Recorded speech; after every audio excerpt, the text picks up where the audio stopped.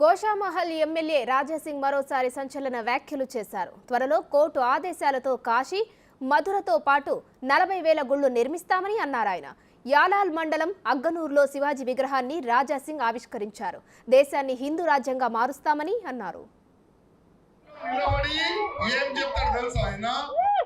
बाबरी मस्जिद शहीद हो गई, बाबरी मस्जिद जिंदाबाद है, जिंदाबाद थी, जिंदाबाद रहेगी। हम हमारी आने वाली पीढ़ी को बाबरी मस्जिद की शहादत याद दिलाते रहेंगे। అంటే ఏం తెలుసా అది మా వచ్చే ఈ పీడిని ఏమంటారు తెలుగులో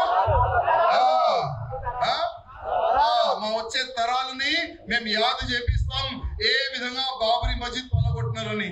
బిడ్డ మేము కూడా నీకు మర్చిపోయేలాగా పని చేస్తూనే ఉంటాం.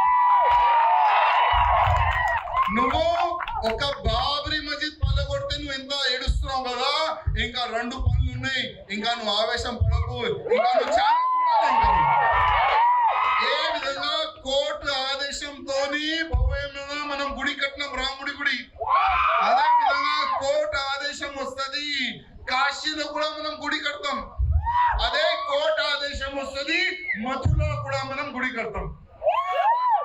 ఇంకా మనం ఇక్కడ ఆగం తమ్ముళ్ళ, ఈ 3 గుళ్ళు కూడా మనం ఆగం. ఇంకా 40,000 గుళ్ళు మనం ఉన్నాయి. అది అన్ని గుళ్ళు మనం తీసుకుంటాం. ఇప్పుడు దానికి ఎవరు ఆపలేదు. ఎందుకు ఆపడు తెలుసా? ఒకప్పుడు మన భారతదేశంలో శాతవాహనులు రాజ్యం చేసేది. ఇప్పుడు మన భారతదేశంలో భగవ రాజ్యం ఉంది, రాజ్యం ఉంది. ఎవరు మనకు ఆపలేరు. 40,000 గుళ్ళు కూడా మనం తీసుకుంటాము. మన భారతదేశానికి హిందూ రాష్ట్రం కూడా మనం చేస్తాం. ఇప్పుడు ఎవరు ఏ శక్తి